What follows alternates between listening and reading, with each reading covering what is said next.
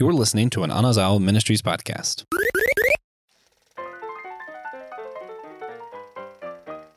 Shall we play a game? Hello, Systematic Geekologists. Welcome to another episode of Systematic Geekology, and happy summer, friends. It is the summer season. It is warm outside. We're going to the beach or the mountains or the pool. We're taking vacations. We're taking trips. You know, a big part of summer is the summer blockbuster. And perhaps you hop in a car and you drive to a drive-in and you watch a movie from your car on the big screen. I don't know if you've done that. I've never done that. Other people have done that. It's been popular in the past. It's probably popular now in some places, but we are doing a summer drive-in series. This is the first episode of our series of summer drive-ins. And the premise is a little different from last season. Last summer, we talked about summer blockbusters and shared some of our favorite movies and favorite actors who are part of those movies. The premise for this series is that one of us on the team, the Systematic Geekology team or host, picks a movie that we invite one or two others to watch with us at the summer drive-in theater. And it's a blockbuster. The premise is that it came out in the summer, but it doesn't necessarily have like a franchise label to it. So we're not picking like Star Wars or Indiana Jones or these movies that have like sequel after sequel after sequel. We're picking like a one-off summer blockbuster for us to watch and to talk about and to share our feelings and first impressions of this movie. Inviting you out there, our listeners, to perhaps watch this movie on your own and let us know what you think about it. So we're going in a little time warp here. We're hopping in my car and I'm inviting James Dimmel and David Pizarro to hop in my car. And it's June 3rd, 1983. And that's the opening day of the movie War Games. And it's Matthew Broderick's one of his first movies. Ali Sheedy's one of her first movies way back in 1983. They were like 20 years old playing high schoolers, which is what happens all the time in movies. But we're hopping in the car. We're driving to the theater to see this movie War Games, which I feel is pretty relevant to our current times and talking about computers, talking about AI, the threat of Russia out there in the world. And so another reason I picked this movie is that I remember watching this movie when I was a kid on HBO. It like ran during the summer. So I saw this when I was like 10 or 11 years old in the theater, but then saw it play over and over again on HBO when I was at home.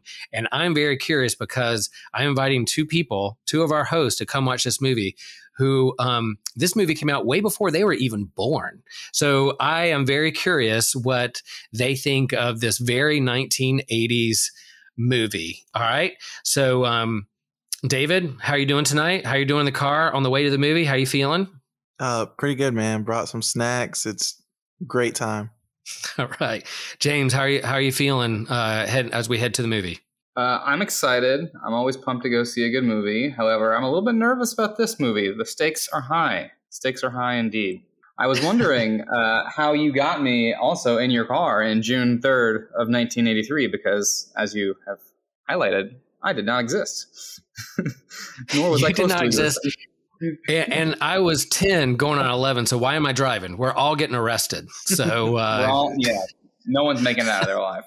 No one's making it out of it alive. Okay. So we got to suspend our disbelief with this movie on many levels. We get to the movie. We watch this movie. And before we share kind of the plot, I'll share the plot. The premise is that it's 1983 and you have this high schooler who is a computer wizard. You know, in the classroom, he's a cut up. He's a clown. He doesn't pay attention. He's an underachiever. Yet he's super smart when it comes to computers and computing and hacking into computers. So this guy, he finds a back door into a military computer, who will reveal a little bit later what the name of this computer. It's pretty relevant to one of our co-hosts here on Systematic Geekology, but he meets and opens up this computer that's pretty much an AI that can talk back and forth. And what he does, he wants to play a game. Do they play checkers? Do they play tic-tac-toe? Do they play chess? No. They play thermonuclear war, and they pit Russia against USA, and they mimic or simulate a nuclear attack from Russia to US and US to Russia. And the government really thinks that a nuclear war is about to unleash. So the people in the military who are there at NORAD at ground control are getting ready to launch nukes from USA over and lob them over into Russia because they think they're getting ready to be under attack. So what do? They have to crack this code. The computer, the AI, who's somewhat learning and becomes self-aware, they finally, it comes to realize that there's no winners in this game, that there's no winners when it comes to nuclear war. So it kind of shuts down. And there you go. The intensity builds through the movie. Very 80s music. There's even a scene where the main character, David, is playing my favorite 80s video game, Galaga. He's like a video game wizard as well. And then the movie crests to this, is there going to be nuclear war? And there's not.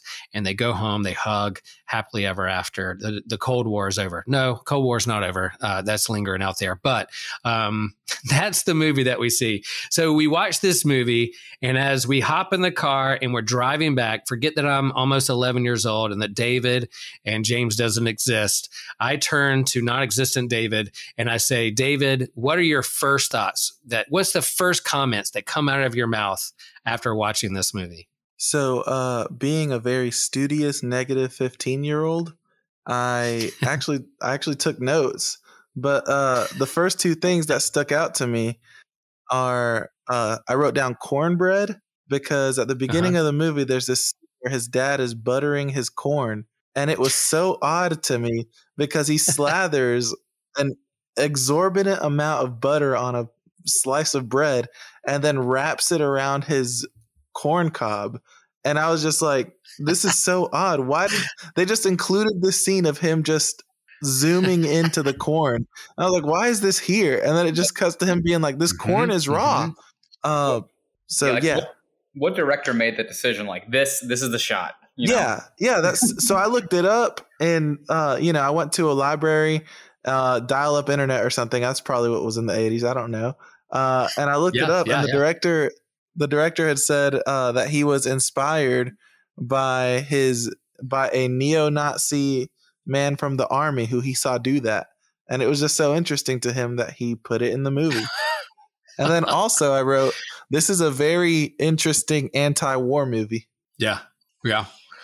You bring up, so this is a theme in 80s movies. You have, and if you've watched Stranger Things, you know, because they pull these kind of 80s tropes, the weird, quirky dad, clueless dad, or the clueless mom. So the kids are always on the run, doing what they do, doing their adventure. But where's mom and dad? Well, they're just kind of living their lives, going to their jobs, getting ready for their jobs, have no clue of what's going on with their kids or the world around them. And so this dad was like taken right out, of like the 80s tropes of the goofy, clueless dad who has no idea what's going on. Yeah, it's a life hack. A good way to butter your corn is just to kind of lather it on bread and then swirl it around it like a bread corn taco or something. But part of it was like, is this dad weird? Yeah, he's an 80s dad. That's and the main theme is this actor who is way smarter than his parents. So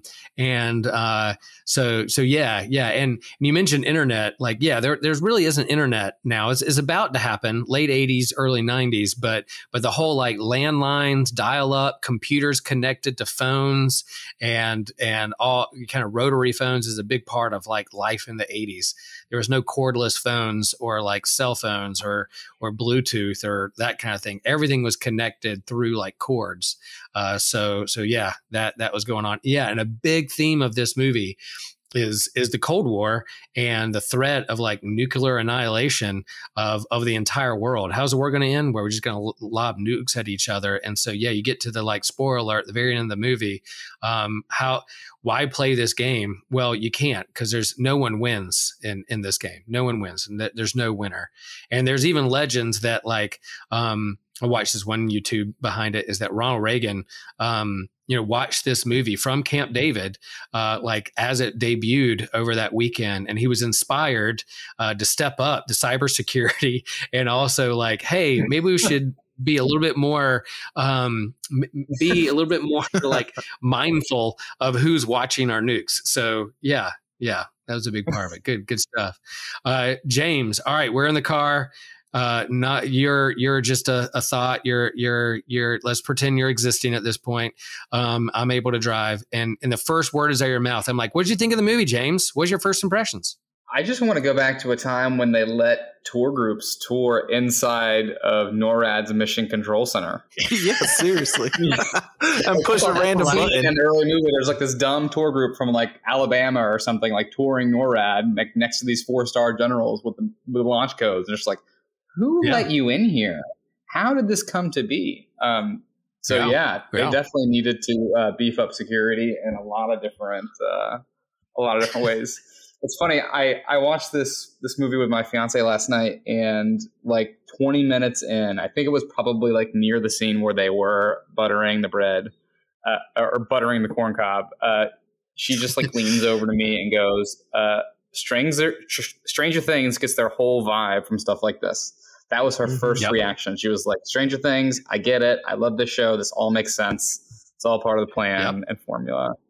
And so, it's a good 80s flick. I've seen it before. My dad came up in the 70s and 80s and just like paused there, like in terms of what he likes with film and media. And so growing up, we would just watch movies like this over and over and over again. So I've seen this one, but it had been probably like 10 or 15 years.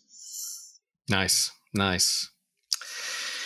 Yeah, I think, I was a kid who grew up in the 80s, elementary school, middle school, and I graduated high school in 91. And so, the threat, definitely the Cold War era and now present day, in terms of security, guns in schools, where people feel safe in schools or not, is a huge part of the national conversation and an important political and common sense debate I feel like we need to have. But there was a level I wasn't necessarily scared of, like someone bringing a gun to school and shooting it up, but I was like this threat that at any moment, like someone could push a button and lob a nuclear warhead over to another country and start a world war was a part of our kind of like in the zeitgeist of the time. And that was pretty freaky.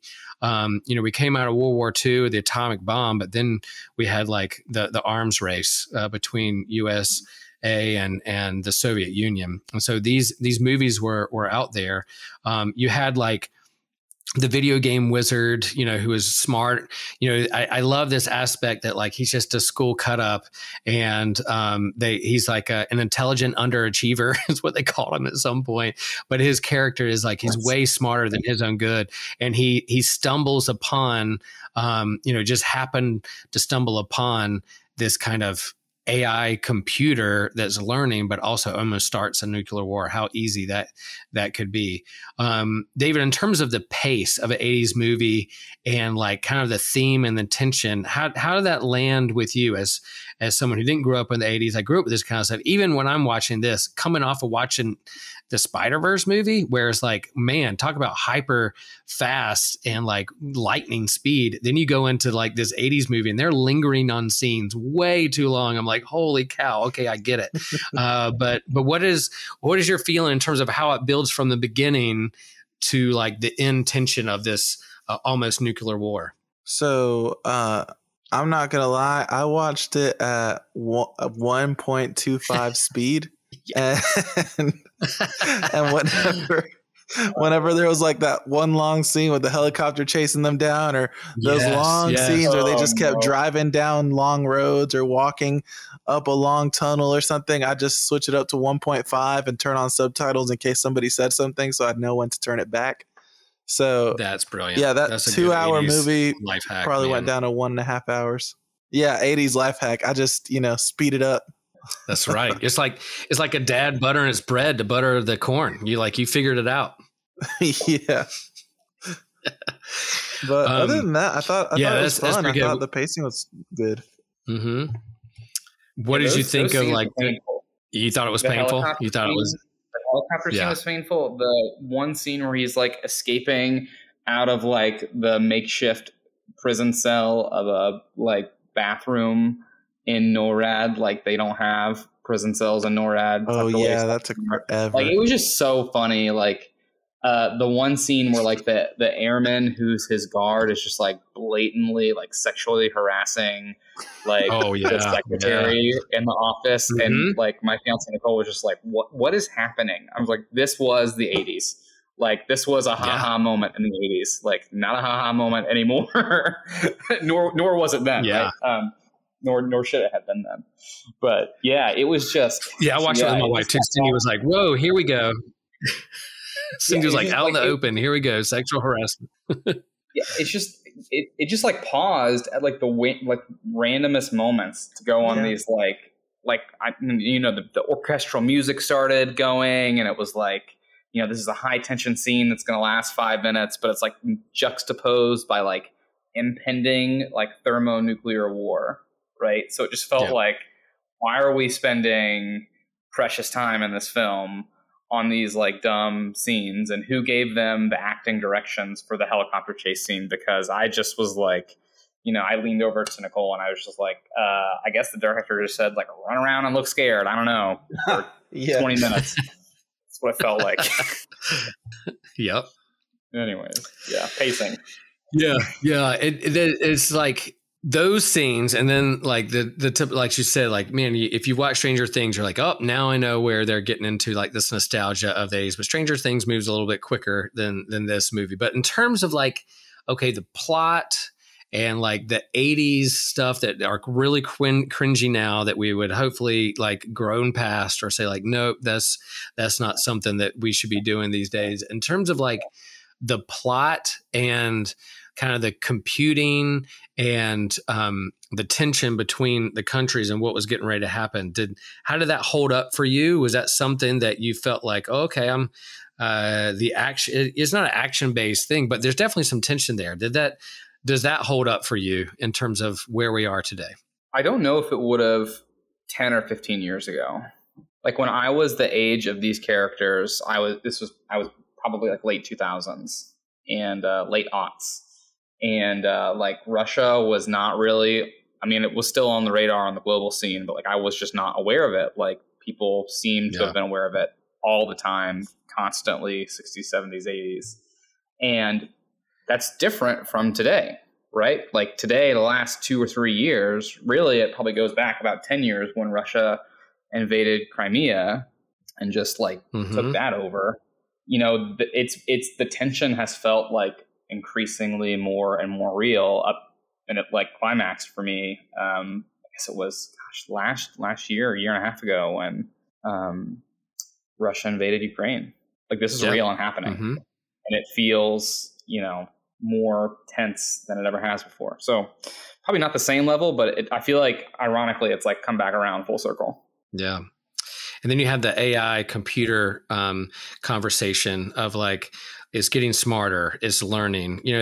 Since the 70s, 80s, we've always, or science fiction, we played around with robots and robots and AI and the questioning, what does it mean to be human, and how do we relate to these machines that we create that become self-aware? But there's something about this particular computer who grows a little, not necessarily self-aware, but it's learning as it goes. They even say, oh, what's it doing? Oh, it's learning, and it's figuring things out on its own. And we're having this conversation today. Someone sent me an article today about, top CEOs, CNN top CEOs feel like that 5 to 10 years from now, AI could like wipe out humanity. So there's this kind of scare tactics about trying to think through about AI, but then you have this computer, the relationship to it. And David, why don't you reveal to the world, what is the name of this computer? What is the name? What do they call this name? What is the nickname? Do you remember? So the official name is Whopper, because they kept saying that, and it always made me laugh because the Burger King commercials. However, the given name by the creator of the computer was Joshua. Yeah. And I didn't even remember that when I picked the name, but that's to you, Joshua. Joshua with bad opinions, Joshua with good opinions, our fearless leader who's going to edit this podcast and put it out there. Joshua, this one is for you. The name of the computer that almost blows up the world because it doesn't know any better is Joshua. You're welcome. You're welcome. I love that. Yeah. And so yeah, what did you guys think about the professor who kind of the disenfranchised nihilistic professor who created Joshua and then like abandoned it? David, what you took some notes there. What are your thoughts of this guy? So the nihilistic point of view, it was so interesting to me because it was all based on this idea of nature just gave up. And he was talking about the dinosaurs and everything.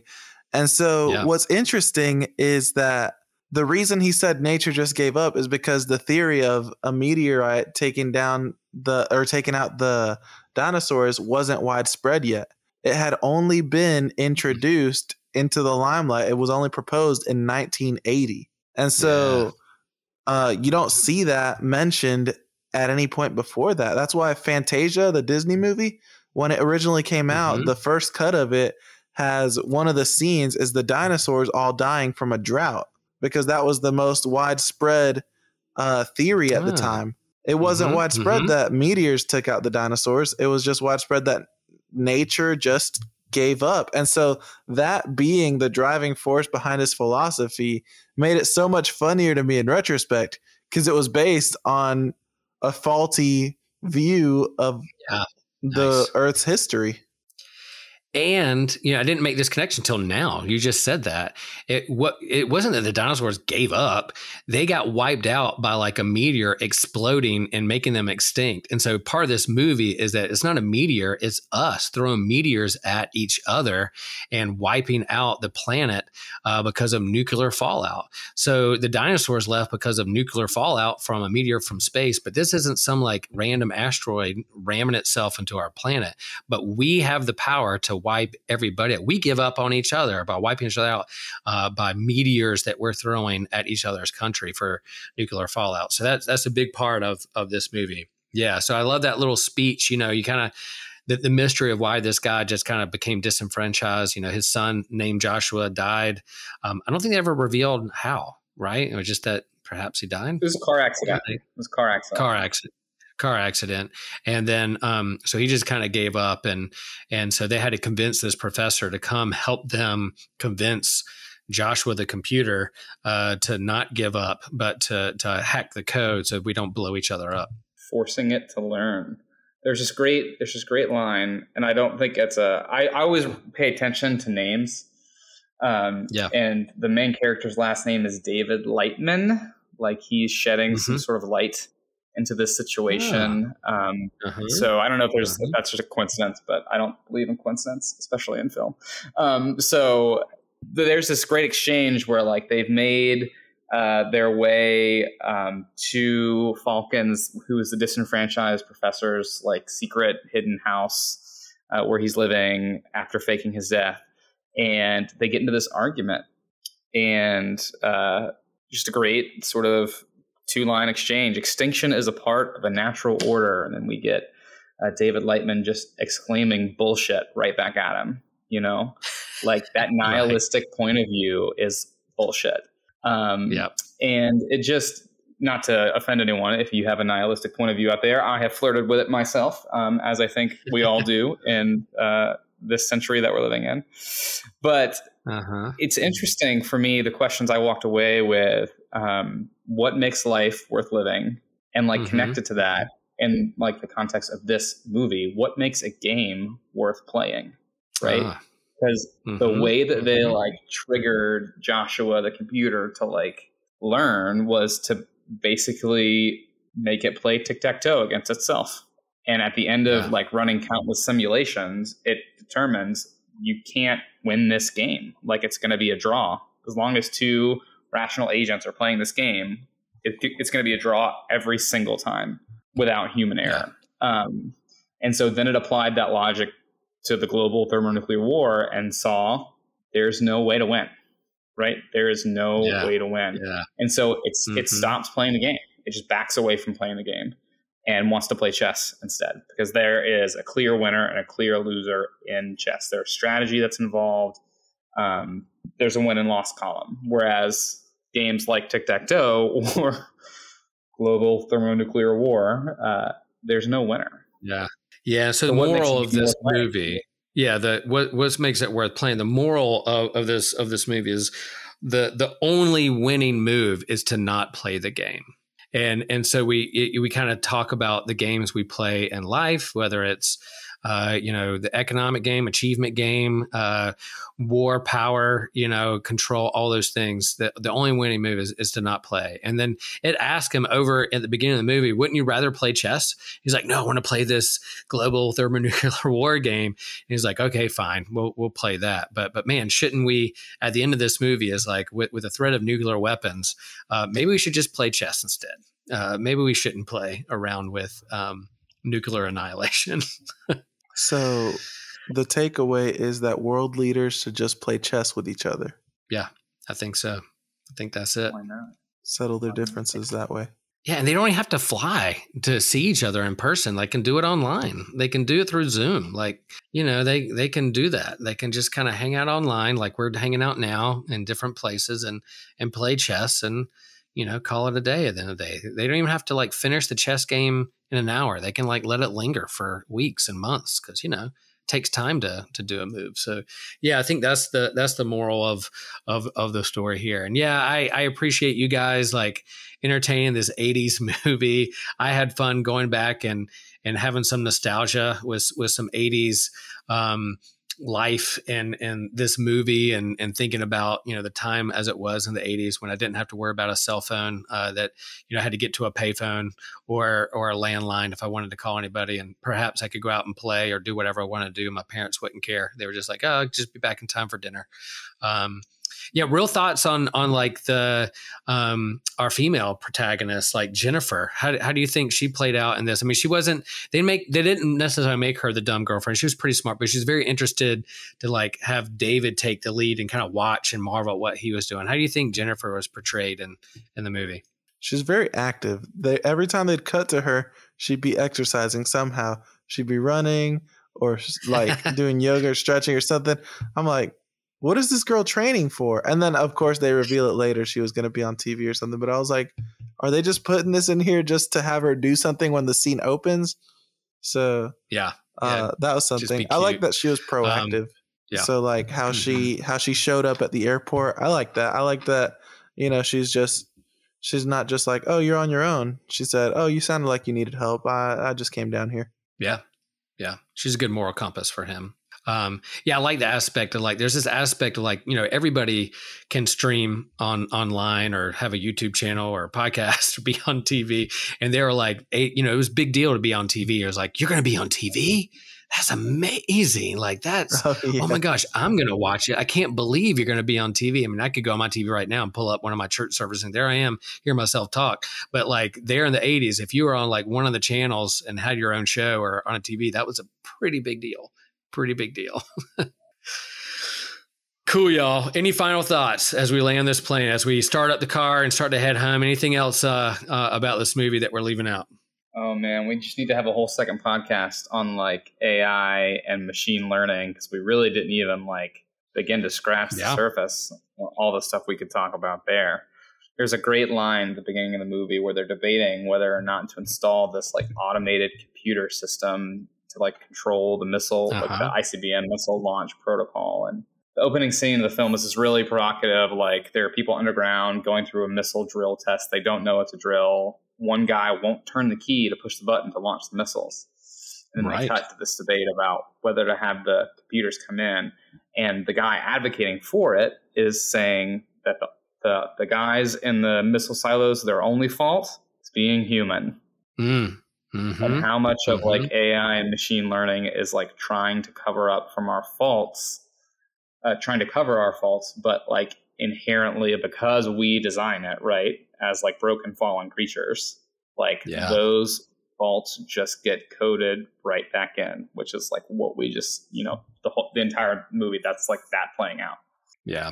That's a strong point. Even with like self-driving cars, there's like, oh, you're taking out the human element of like whether to choose to hit somebody or not, or if you're out of control, those kinds of things, the implicit bias that we put into machines that make those decisions for us is pretty important. Yeah, this is supposed to be quick hits, and we could actually go way deep into that. And we'll continue to talk about AI and robots because it's not going anywhere. And for me, I'm always I don't want to be the alarmist. I want to be like, well, this is something that we can create and be good stewards of. How do we use it? It's not whether we should or shouldn't use it or was inherently bad, but how are we a good steward of this thing? Same way with the emergence of the internet, same way with nuclear energy, how do we use it? We can use it as a weapon and we can use it to suppress and exploit people, or are we going to use it in a way to enhance life? And so those are the questions that I think that hopefully we can take a breath and slow down and continue to ask. And that's where philosophy and theology and religion and faith can come in and ask some of those big questions. Not whether can we do it or should we do it, but how are we going to use it to enhance life? So those are all great questions. And yeah, here's this movie from 1983 already playing around with this idea of computers and AI, which is why I picked it. That's pretty good. Okay, so thank you all for listening. We have one final question as we wrap up our first episode of the Drive-In Summer Series. We talk about some of our favorite snacks when we binge TV shows or go into a movie theater. This is perhaps a little different. We're in our car, we drive, we're sitting in the parking lot. David, what snack do you bring? What do you bring with you to the drive-in that is like essential? You're watching this movie. What do you bring with you to this tailgate drive-in series? I would probably bring a lot of Cheez-Its. There's so many different Nice. flavors, and it's just a great chilling snack to have. Cheez-Its. I like that choice. James, how about you? Mine is purely nostalgia based.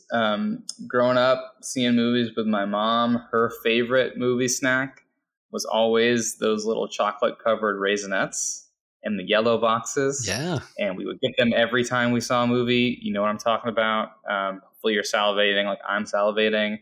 So that is definitely what I would bring with me. Those are quintessential movie snacks. Nice. Yeah, I'm sure there's a concession stand there at the drive-in. That's how they make money, selling popcorn very expensively to people. And I love myself some popcorn, movie popcorn. That's what I go to every time. And I do like a good cold beer. But we talked about this before. Like, what do you bring to a drive-in? You're driving. You probably shouldn't have an open container in your car when you're driving. So I'm going to bring, if we're tailgating, I'm going to bring some chicken. Maybe go to Bojangles and get some. A big old 8-piece dinner and share with my friends and do some Bojangles. So I'm doing some fried chicken as we watch the movie. That's what I'm bringing to this one. So I just need to point of clarification here. Every movie we saw was like a drive-in movie in that sense because we never bought this concession stands food. But my mom, she had a real big purse. That's all I'm saying. We made a couple pit stops along the way. Yeah. You got to pull in the gas station on the way in. As you're driving in, you got to, put the, you want to buy $8 candy. You want to buy like $1.50, put it in your purse, and there you go. There you go. Amen. Awesome. And amen. Amen. Well, thank you all for listening to this series. We have fun. James has a pick. We're not going to reveal it yet, but a little bit later on in the summer, we're going to watch his movie and of his choice, and we'll drive up to the theater to watch the movie, and then we'll share our hot takes on that. And we hope you enjoy this series, and we hope that you have a wonderful, wonderful summer geeking out with us.